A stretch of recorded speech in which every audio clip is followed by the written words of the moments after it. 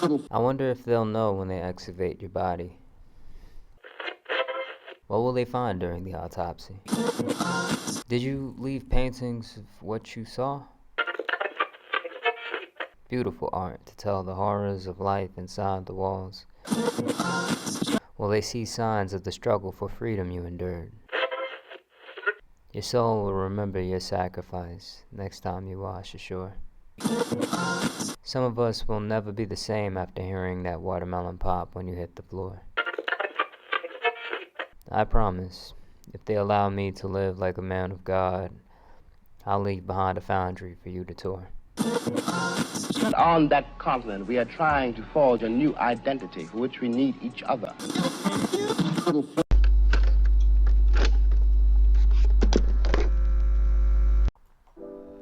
What's up, guys? This is going to be, let me see. I'll say this. When it comes down to this particular segment, I got a script, right? So there's going to be an actual guideline for things, but I'm really just kind of gonna let it ride with the actual lo-fi itself in terms of like how I'm gonna be presenting this, okay?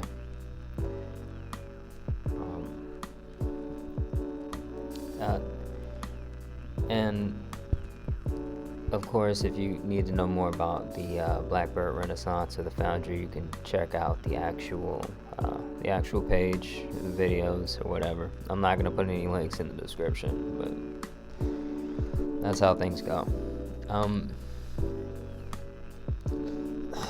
So I think I really want to talk about first this idea of strategizing, right, in terms of this idea of a renaissance in general, right? Because we got this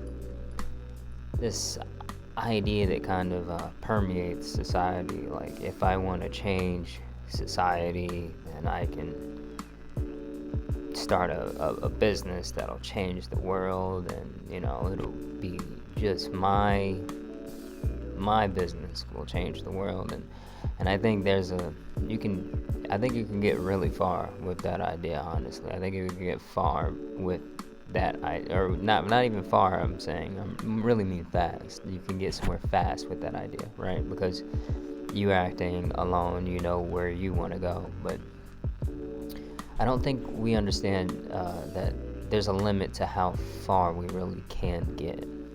Okay, and this first article I'm talking about here, it's from the Unlimited Hangout. If you don't know Unlimited Hangout, it's Whitney Webb's thing, and if you don't know Whitney Webb, you better ask somebody.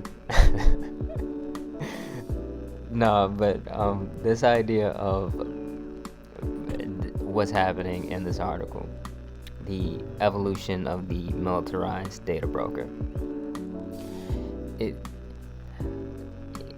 It hints at, or it doesn't hint, it strongly really highlights a strategy that really we need to come to terms with, and that's particularly in companies like Palantir, Facebook, PayPal, and Google. These guys were heavily supported by In-Q-Tel, and In-Q-Tel is essentially the CIA fund, the private funding apparatus of the CIA to basically support businesses and things of that nature that really help Big Brother do Big Brother things without, the restrictions that Big Brother should be held to, honestly, right? And I mean, check out the article, but we really need to come to terms with the idea of like what it means to compete with the people who really make society sick when we want to heal society. That has to be a very real factor.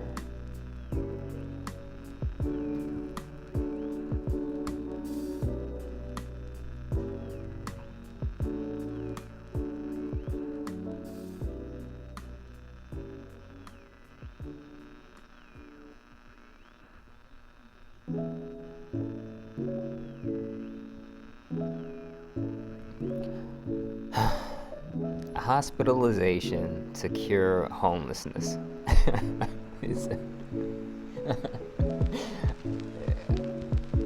I got a dark sense of humor, which is gonna explain a lot of why I laugh at the things I laugh at. But I think this idea is, I mean,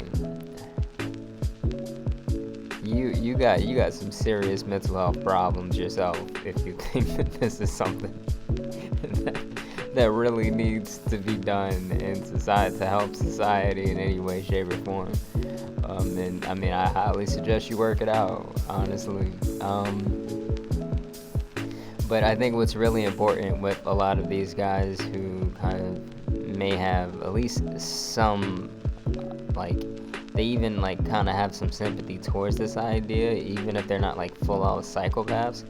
Like this idea, like a lot of nonprofits, a lot of like organizations out there that are receiving government funds, they're really paid to manage problems. They're not paid to fix anything. That's the idea, right? Because a lot of nonprofits and government-funded agencies and organizations, they're fixtures, right?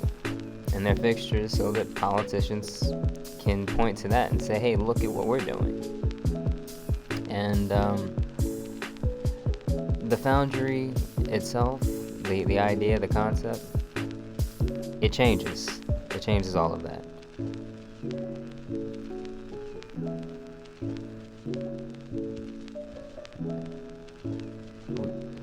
We're talking about creating a society that's worth living in, right? Because there's this experiment called the rat park experiment where essentially rats were given the option between drug-laced water and regular water. I'm not sure if they use like heroin or I'm not going to say the drug names because I don't want to get censored, but the idea here is that you don't see that. You don't see the like first, in a standard environment, a regular laboratory environment, I mean, lo and behold, the rats chose to drink the heroin-laced water until they literally starved to death. But in the environment where they had an actual environment where, like, the rats had options to play with their friends, you know, go on like rat dates or whatever, they actually did not drink the heroin water. They didn't touch it. And that's what the foundry, among a lot of other things, I'm not going to talk your ear off about all that, but that's what the foundry does, right? That's what the foundry is. It creates the ideal environment that they can come back to, and facilitates them actually coming back to that environment.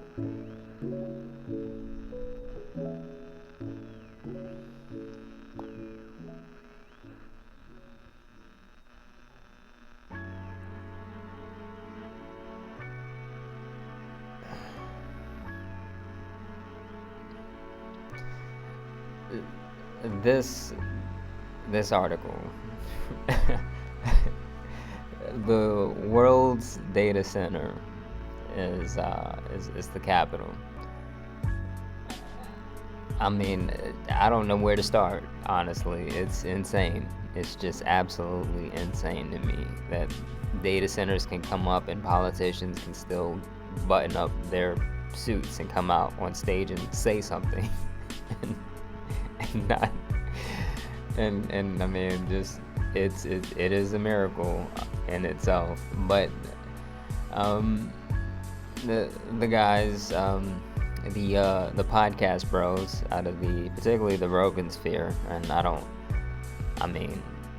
like any of these guys getting political. I mean, one even called themselves a journalist. I think it was Schultz called himself a journalist. I'm like, wow. He said, what? What standard?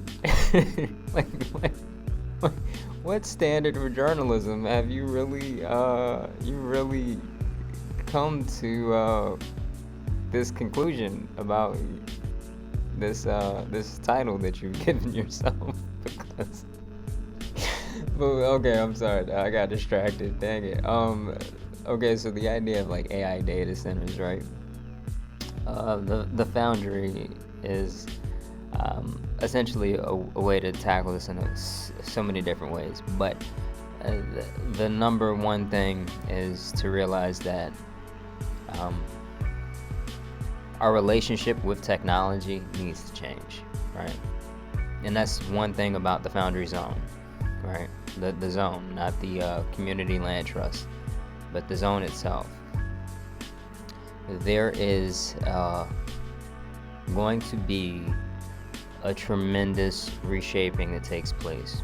And just to give you guys an idea, I want the zone in general, I'm designing an area and a kind of systems around the idea of living without a smartphone, being able to live without a smartphone. And like I said, I mean, I could literally talk for hours about that, but that's what it is. Make sure that, honestly, look into concepts around what you can do to get away from technology in certain ways. I don't want to say stuff and end up getting this video censored, but the idea is you don't have to rely on your smartphone. You shouldn't view that as mandatory, even if it is going to be highly inconvenient to disconnect from certain things.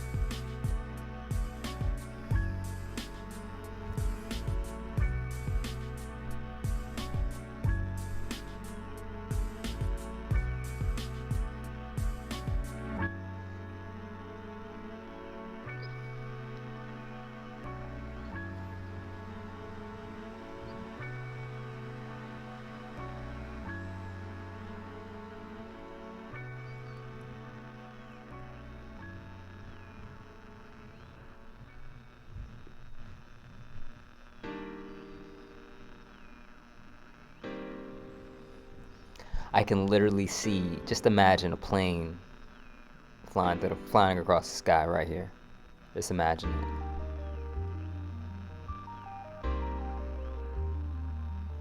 And then it falls and crashes because it's a Boeing plane. Like, that is, I mean, Boeing is, I mean, I'm not like, everybody should remember just how crazy the whistleblower stories were. I'm not sure if they, I mean, I don't even know what happened to the remaining whistleblowers. I'm not sure if they just got a tight rein on the news as they found parking lots to hit the reset button in, or whatever story they're going with this time. But we got to realize something. Boeing isn't just this, this major airline for, the citizens. You understand? It's actually a major weapons contractor, one of the big 5 major weapons contractor. And they're the big 5 weapons contractors because they receive 1/3. They regularly receive 1/3 of the Pentagon contracts. So I want you guys to understand something. What we're experiencing in Boeing, it's a symptom of not having to compete with anybody. And that's what we have here. That's what we have now, right? And this idea of how bad things have gotten. We see that only through here, but there's actually, like, they of course they haven't made any crazy news about it, but they're defense contractors. I believe it was still Boeing. It might have been Boeing. I'm not sure if it was, but they received like this huge contract for this like major like project for like building a new plane, and the plane didn't work, and it was like $1 trillion over like the course of like 5 years or so. I forgot how long it took, but it was a major contract, like like major money, and nothing, like they didn't produce anything. And that's what you have. That's what you realize. That's the life that we're creating right now. It's the world that we're creating right now, and we got to watch out for that. And in particular, like the foundry isn't going to like develop weapons or anything like that, or I'm not putting any systems for it to develop weapons inside of it. But the idea here is that it's going to platform journalists and locals to essentially let locals know when politicians are just acting completely like, not to get censored, but they're just completely going against what we want as and what we expect from politicians.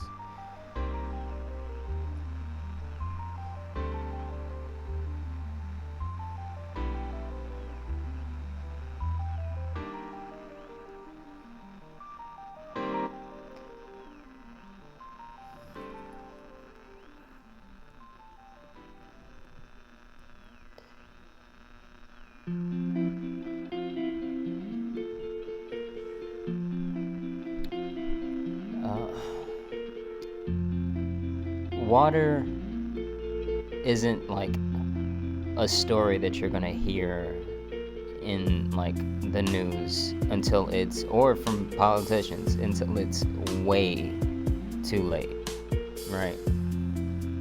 And I may be a tad bit like, I don't even know if I'm really worthy of the title Black Pill of this particular, like, in this particular topic, but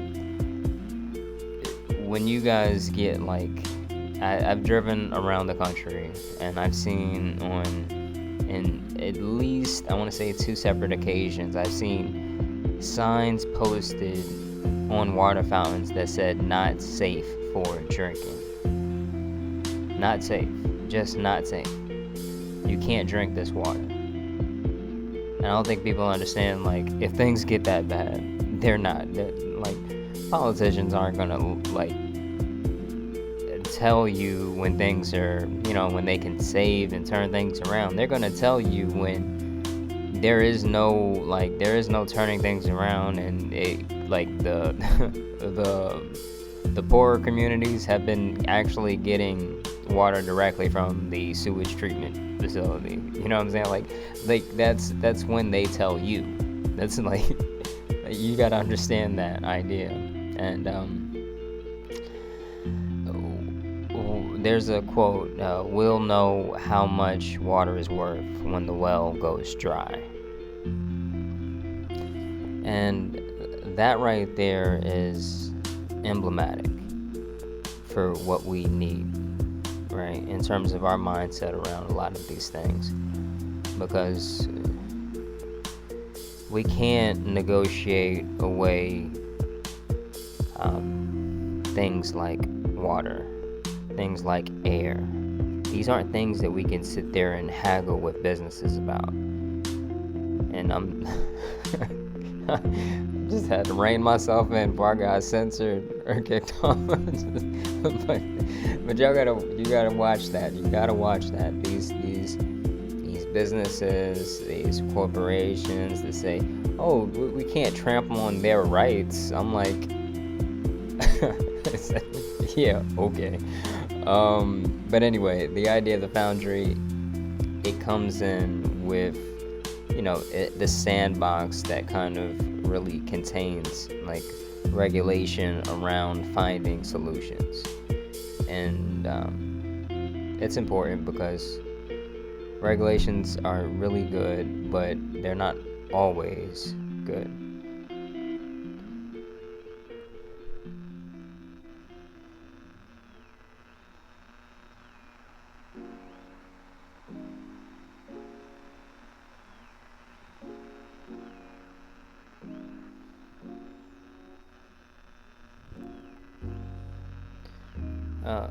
Now, this particular article, it hit me in a soft spot because it was just like, a museum just closes down, and unfortunately, I don't think this is gonna be the worst of things if they continue along this trajectory. I think this is in terms of how we move forward, it shouldn't be a thing to where we're talking about, oh, the museum couldn't sell enough to survive and pay rent for whatever. No. Museums preserve culture. That's what museums do, right? Like, and this is, bipartisan, both of them will say culture is important, right? Like, that's kind of just the important thing, right? But to have museums compete in capitalism and be subject to the pressures of capitalism, it's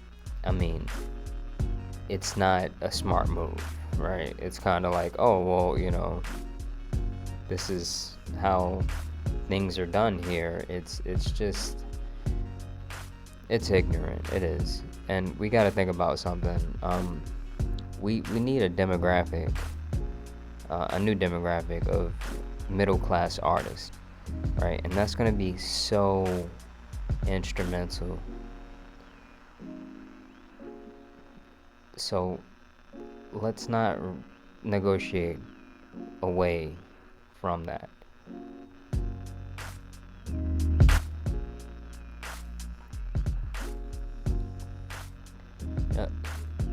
It's one thing to kind of tell, like, when we talk about creating and making room for the middle class artists, it's gonna require a lot to get there. And I'm not just saying, oh, he's an artist, like, make sure that they have all of whatever money or XYZ to do whatever. Create structures and systems in place that support and incentivize other people to create art and support artists around them. And you won't have like cultures, the Golden Gate cultures like Hollywood come up, honestly, right? So we really got to think about that. And that's honestly, like, the foundry, that's, like I said, that's one of my soft spots, especially with the foundry. And honestly, it's one of my soft spots, but it's going to become very quickly one of my strong points, I believe, in terms of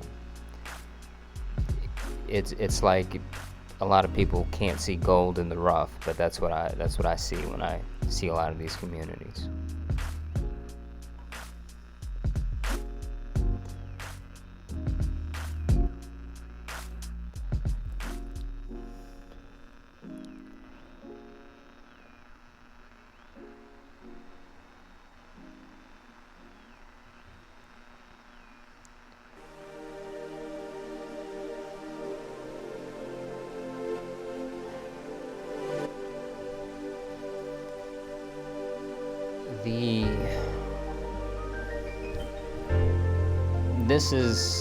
This is an article that I think I keep coming back to this particular article, or I keep wanting to reference this particular article in a lot of different cases, and it talks about something called the Dragon King event, and this is, so relevant right now and today, and this idea is how really I forgot who wrote it, but the idea was essentially, how does a society collapse and rebuild, right? How does that happen? What are the pressures that really come into play then? And a lot of people, when they think about like, oh, society is gonna collapse, they think like, oh, it'll be like, like one of those zombie apocalypse movies where like we decide things and we get to do things, and I want to say I pray that they'll never be caught in one of those events, because I'll tell you this, if you are ever in a situation to where you do not have food, you start to realize very quickly that your brain does not act the same. Your brain, like, you will not be the same person if you do not have food. You will, that level of desperation is something that I wish on nobody, okay?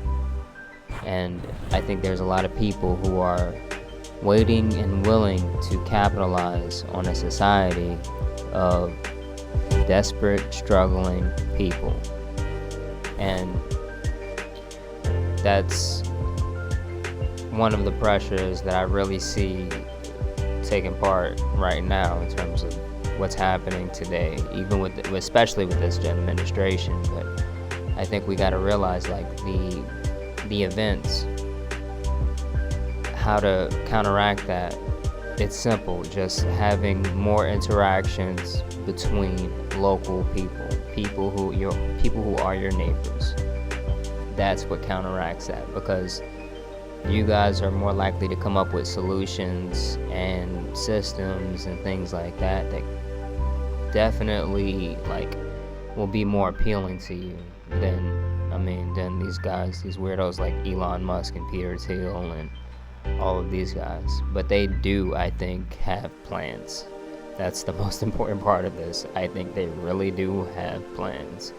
And this idea of freedom cities is just that 15-minute cities rebranded with Trump's magical advertising wand.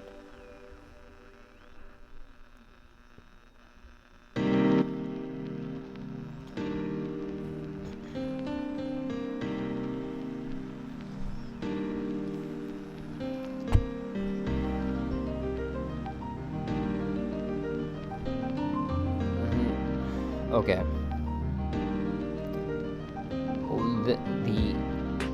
This article in particular, it points to I think it really highlights the age of home ownership right now, because the average age of home ownership is like, I think it said 49 or 59. Or it was somewhere like that. I forgot exactly where. I don't have the article in front of me right now. But either way, it's not 25. It's not 20. It's not in your 20s or your 30s. So this is a problem, and it's not a problem that's going to be solved by politicians. It's not. I'm sorry if you believe that. When we hear things like affordable living come out of, like, politicians, it's being used as a tool, right? My family, like, they were general contractors, and I would help them with some of their, like, actual projects. And we built homes to sell on market, so we didn't have the homes sold when we started building, but we figured that they would sell given whatever market or whatever, right? And here's the thing, we couldn't build unaffordable housing. That wasn't a possibility, right? We've really got to come to this understanding that this idea of affordable housing and affordable living and things like that, it's just so politicians can basically point at something else, just like the nonprofits, right? Like, they just want to point at something and say, look at what we're doing, right? And they're not going to tell you that the houses are unaffordable because they're not listening to any, like, nonprofits or agencies that are telling them, hey, you can't have BlackRock come in and own all of the homes, right? Because they'll increase the cost of rent and price, the current residents out. You don't have that. and they're not going to admit it. They'll never really admit it. But they sold you out. I really want you to understand. They sold you to Wall Street specifically, and it's getting bad. It's getting the housing is already getting kind of bad, but it's also getting into things like hospitals. These are people who these are actual like a lot of these guys are monsters, and you gotta understand that. Like it's just they wear nice suits.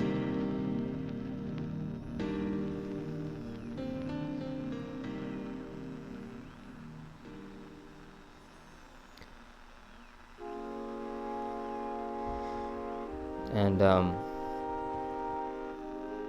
I think it's worth it. I'm gonna continue this into the next song a little bit, I guess. This idea of like community land trust, or the foundry, the zone itself is the actual like geographical location of the regulatory sandbox, but there's a community land trust that comes along with that for, you know, basically people to basically apply for situations outside of the zone, the geographical zone of the foundry itself, and start to kind of more heavily impact the world around, or the actual city around it. And I mean, the community land trust is a haven. It was created by farmers, and that's what it was. That's what it is. You know, it's affordable housing. It's exactly that. It's it's permanently affordable housing. And we gotta realize, like, this.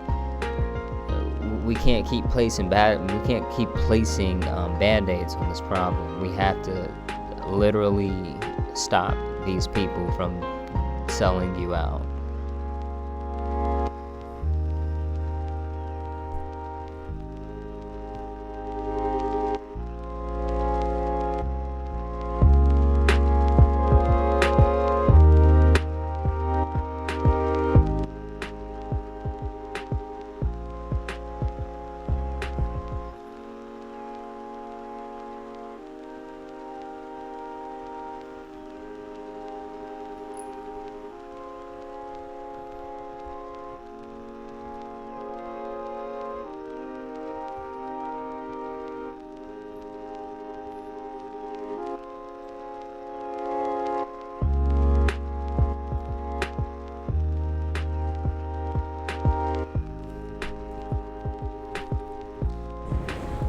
And I think this next article is good because it kind of does tie into the idea of community land trust, or it definitely does. But Kowloon Wall City, this is essentially refugees created a safe haven, and this was in China somewhere, and they were able to build things, and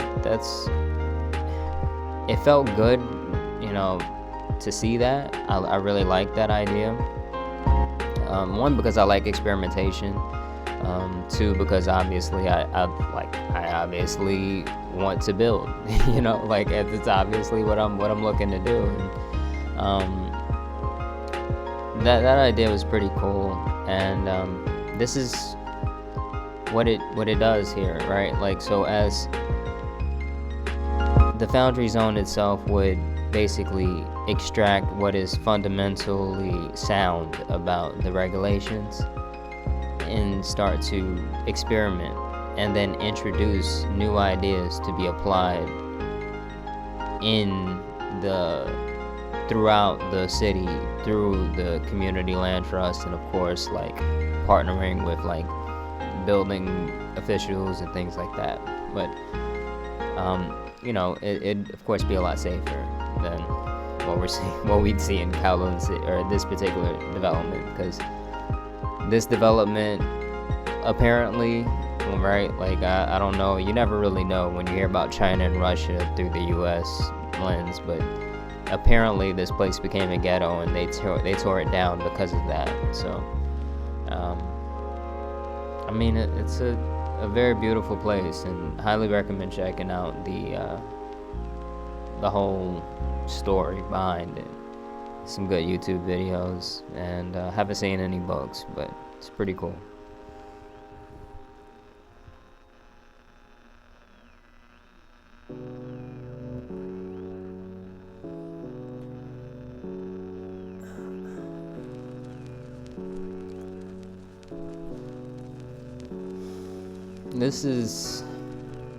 We're talking about in this article, and this isn't an article. This is literally just our infrastructure report card that I'd love to bring attention to, because I mean, I don't know if you can tell, but I'm not very, like, I don't feel very positive about our politicians. But I don't think they're gonna I don't think they're gonna do anything about what the infrastructure report card suggests, because we gotta see, right? And there's some of y'all that barely made it through school and thinking like, yeah, a C is, I mean, we passed.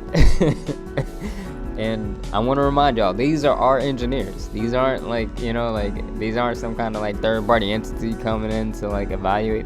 These are our engineers telling us what's wrong with our society. And they're paid by our society. You know what I'm saying? Like, this is like, there are when they're giving when they give like red flags, by the time they I picture by the time they give red flags, it'll be because the bridge is like literally in the water, like literally like pieces of the bridge are floating down the river. That's when they give red flags. You know, like it's a lot scarier than I think a lot of people want to talk about, right? Because especially the electricity and the grid power and stuff, like, or just grid in general, like what happens when you add data centers to that grid, when you're not doing anything to improve the actual infrastructure itself. That is something that I don't think we're really considering right now, and I'm not hearing anybody come up with solutions. And that's what the regulation playground and the foundry is all about. You know, the foundry zone, right? It's playing with solutions, taking the fundamentals out of in the regulations and experimenting to find solutions. And energy is going to be a huge part of that. And I mean, when we talk about infrastructure, energy is it's important that you guys understand infrastructure. That's energy is, or electricity is one piece of that. Okay, so the idea of like a lot goes into infrastructure, and I would argue that also like internet and networks also belong in the category of infrastructure at this point in our current society. So we gotta understand, we can't leave these things in the quote-unquote private sector. I mean, when the private sector is literally just the CIA, like pretending, and like with a private mask on its, like with a mask on its face, you know, it's kind of like, what are we doing here, you know?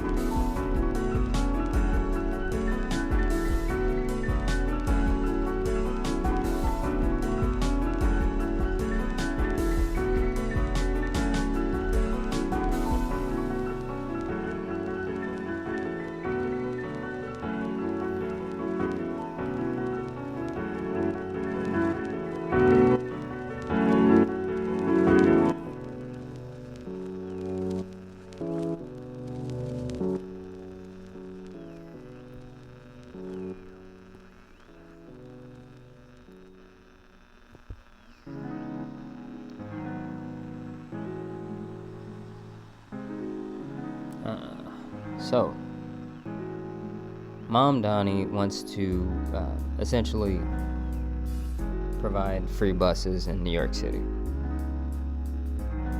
Now, I think that would be a tremendously great idea, actually. I think it would be a great idea. I'm gonna judge Mom Donnie like I'm gonna judge everyone. I'm still kind of black-pilled on politicians as a whole, so I'm just waiting for him to do like a right turn. But I'd be pleasantly surprised if there was no turn and he just turned out to be like the spark of an actual renaissance in general. But it's important that people particularly understand this idea of like free buses, right? It may not really be as close to indicative of communism as a lot of us or a lot of people want to really call it anyway, right? Because first off, I mean, you gotta understand, we got I don't want to get this video censored. There are countries that are great allies of ours that receive free healthcare, and they receive a lot of benefits because there are benefits in being in that society and existing in that society, and the government wants to make it known that there are real benefits to existing in the society. They don't want to just thump their chest and say that they're the best in the world. You know what I'm saying? Like, it's a concept there. But and anyway, this idea of like buses, right? So we got this concept that's really taking shape in the form of every single piece of building and motorized motorized like products in our society. They need to produce capital to be beneficial, and that concept will fail. That concept will fail miserably. It is failing miserably. It's not a true pure concept in itself, right? You can't say everything should be capitalism anyway, right? Because when you're at a situation to where you can't even afford your politicians, you don't really want to say capitalism is the only way forward, and we can't have like pieces of society that are regulated against unhinged capitalism. So this idea right now, in terms of free buses, it does something. Specifically, what I'm talking about is actually pro-capitalist, right? Because the idea here is that free buses would actually translate into a more magnetic city and a more energetic city in general, right? And what that means is more people utilizing the bus system to get around and interact with more of the stores in that area, okay? More of the small stores in that area. More people coming to the city to travel and do business with the actual locals in that area, okay? And the foundry is going to work with this concept, this ideology of making a city magnetic, but it's, not particularly, it's probably going to be buses, but who knows, it might have something to do with travel. But it's very, very instrumental to understand that we don't need to make cities in every aspect of a city based on capitalists.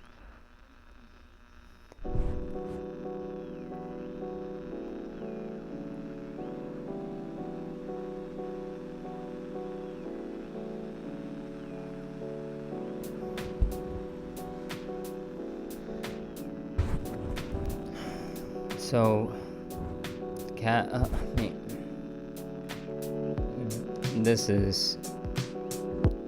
this next article is really talking about how Rio de Janeiro is the World Book capital for, I think it was 2024 maybe, or 2025. I'm not sure what year, but they were deemed the world book capital. And it is, I mean, honestly, when I looked and I found that, and when I seen that title, it was kind of like a spark. I was like, oh my goodness, this is so cool, right? That is, it's kind of it's become kind of a dream goal now that, the foundry is going to really produce more book capitals, right? In the cities, in the surrounding cities and areas that it's introduced in. Because when we talk about societies in general, I'm gonna try not to go down a rabbit hole here actually, but there's a lot of the Islamic empires, right, and the throughout the golden age and a little bit some before and after, they had a lot of focus on literature, right?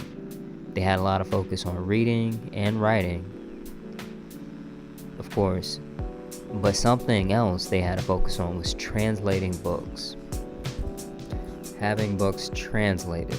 And that's one thing that I really want to do, right? So I'm gonna, when I say I'm gonna do it, I mean I'm gonna set up the systems. Y'all are gonna do everything, or mostly everything. I might do some books or art or something. But I think I really like the idea of creating systems around that, because America does have the right advertisements and does have the right to really attract the right concepts to create really just a hot, just a melt, just literally the melting pot can produce world books capitals if we really genuinely utilize this concept. And that's what I'm really aiming for.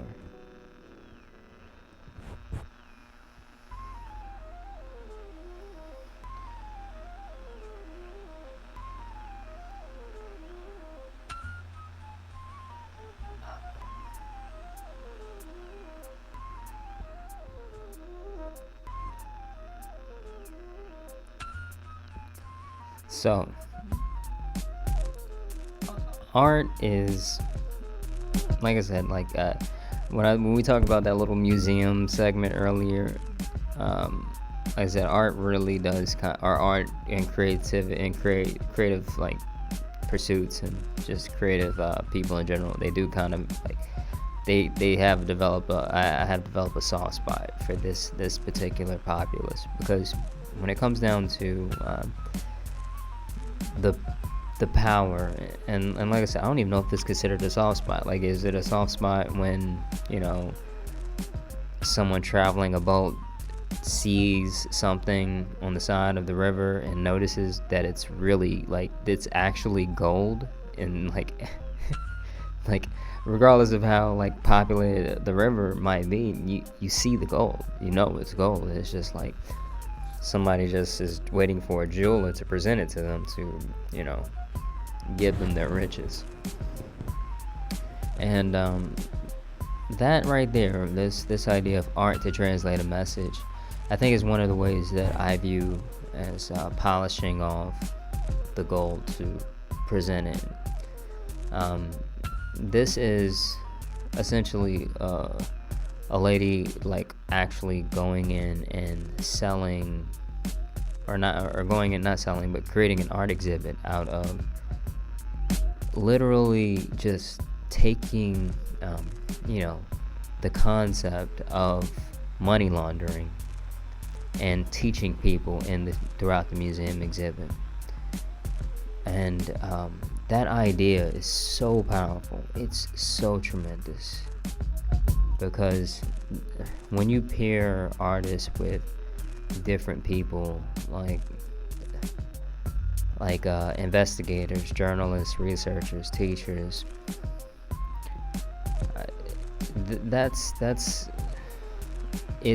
what happens in those areas, what happens, and because of that partnership is is so invaluable, and it will teach people so much. And I mean, I want you guys to imagine, like, for instance, this idea of like a park, but it's set up, there's like exhibit throughout the park, and it's set up to showcase how hard it is to maintain data privacy with the current ecosystem of like phone applications.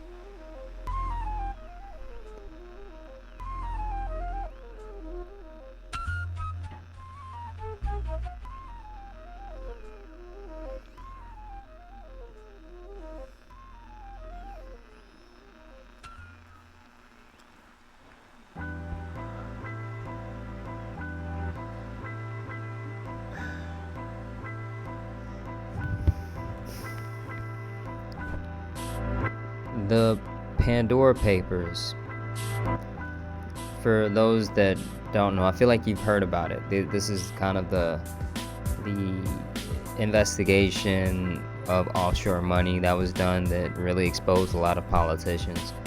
And I think when it came down to America, it didn't make a lot of noise because we've normalized evil politicians, like truly evil politicians. Not even money laundering, yes, but also when it comes down to this Epstein scandal, we've normalized that. That's just like the fact that this, I'm speaking now, it's February 7th, and I think the list was released last week sometime, like literally like at the end of January. It's a tremendous stain on our record that these people, that people haven't been arrested, that there's been no repercussions, and the price of simply just allowing this to continue. I want you guys to understand a particular story out of this, right? Because the Pandora Papers, it exposed a lot of politicians, of course, but it didn't make headway here. But a lot of people uprooted, their politicians because of this. And but in particular, there was one story that really, I think, should hit home for a lot of us, especially as inflation starts to kind of get up there and at a much quicker rate. There's this woman, she retired, and she saved up this money in her retirement. The Pandora Papers, it exposed one of the politicians that robbed the reserves of that country. And that politician robbed the reserves, like, just so brazenly, so completely, that it actually, like, the inflation got so bad that her savings became useless in retirement. So she spent her entire life in this system for the system to essentially collapse because of one dirtbag politician. So a lot of us think that we could just keep working and things will be fine. And we've gotten so adjusted to the idea of working that things will be fine, that we don't really need to look up at, even corruption within the government, that we don't recognize how expensive it can be. And honestly, how expensive it's gotten. I mean, a lot of us are,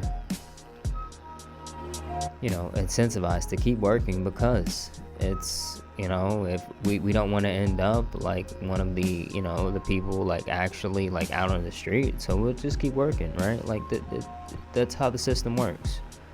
We don't want to be like that. And that's what's so, like, people need to understand that it's not, there is no win in this. It is a Ponzi scheme. It is a Ponzi scheme, right? There is no winning in keeping your head down and not saying anything. That's not, there's no win there.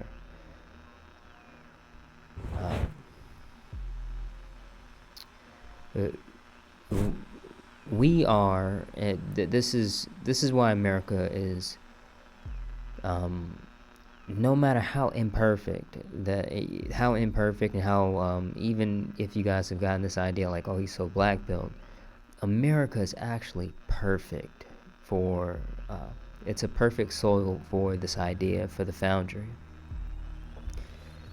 And it's perfect, and the reason, just to give you an idea of how perfect it is, I honestly believe that we're the most manipulated populace in the world because we have the most in our Constitution that grants us the actual power to actually change things.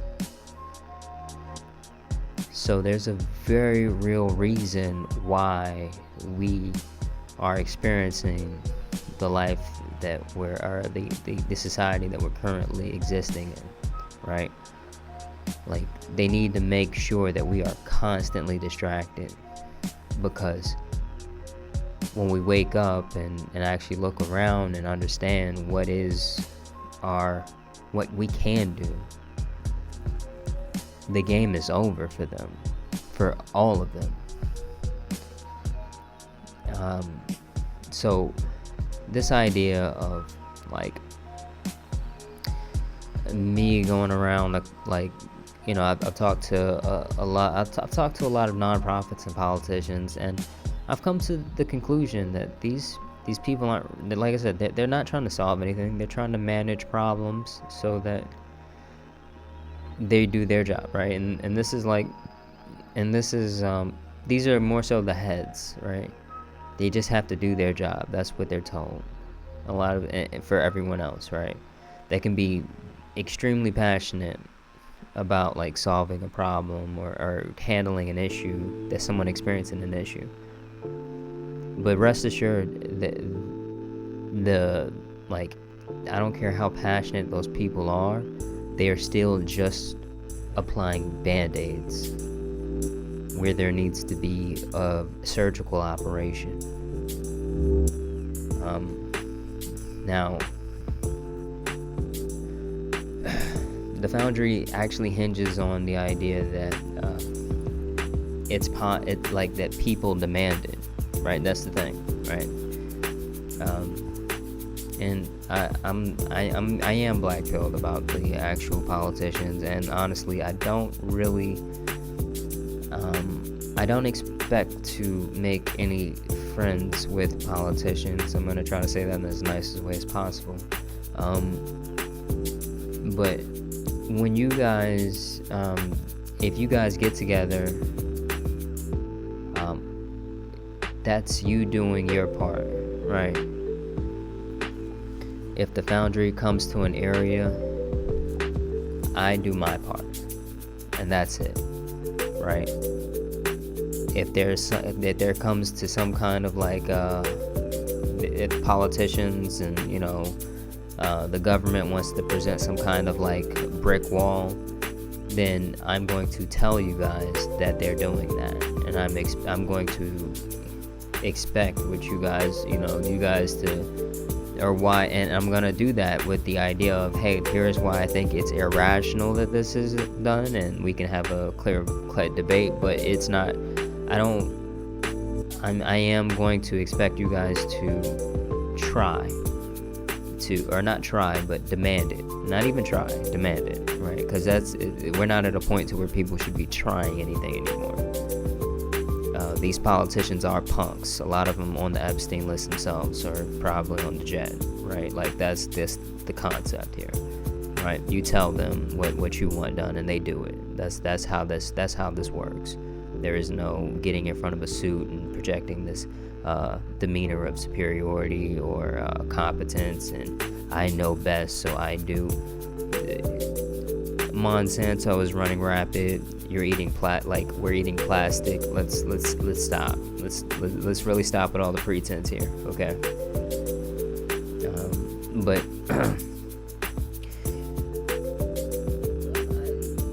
I'm gonna make reasonable demands with the foundry, and the The reason why they won't be met is because your politicians will have sold you out, for most likely. The reason why they would not be able to meet a lot of these demands, or most of these demands, or we can't come up with some kind of agreement, is because they've sold you out. And I want that to be well known. Okay, and there can be debates. If there's a situation to where I have to say something like, hey, these people are unreasonable, then we can have a debate about it. But it won't be something where like, oh well, they said it's just the politician said that they can't do it. We can't have it. That's not acceptable.